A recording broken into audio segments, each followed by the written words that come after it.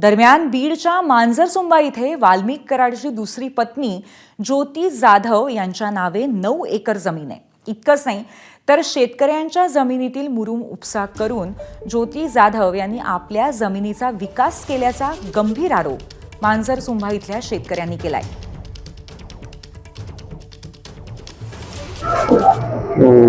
जून 28-29 तारखेला मांजरसुंबा 128 सर्वे नंबरमध्ये नवीन जमीन घेतल्या 136 मध्ये.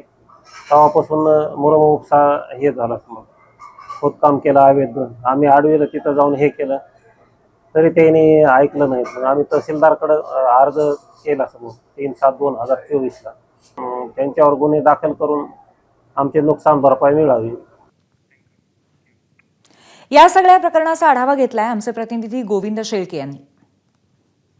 वाल्मिक कराडच्या पत्नी ज्योती जाधव यांच्या नावावर बीड शहरापासून 20 किलोमीटर अंतरावर असलेल्या मांजरसुंबा घाटातील याच ठिकाणी जमीन घेतल्याचा आता उघड होतोय. याच जमिनीच्या संदर्भामध्ये सुरेश धस यांनी अनेक वेळा आरोप केले होते आणि या जमिनीचा वापर रिसॉर्ट करण्यासाठी करण्याचा आरोप सुद्धा यापूर्वी सुरेश धस यांनी केला होता.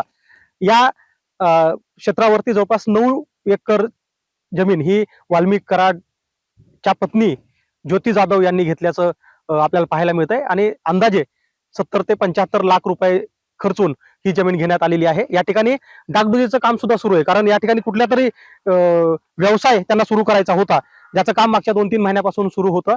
अलीकडच्या काळामध्ये ही जमीन घेतल्याचं पुढे येत आहे. मागच्या वर्षभरामध्ये या जमिनीचा व्यवहार झाला आणि ही जमीन सुद्धा वाल्मिक कराडची पत्नी ज्योती जाधव यांच्या नावावरती आहे. अर्थात ही जमीन 2-3 भावाकडून विकत घेण्यात आलेली आहे. एकूण इथं जमीन आता जी खरेदी केली आहे ती 9 एकर इतकी आहे.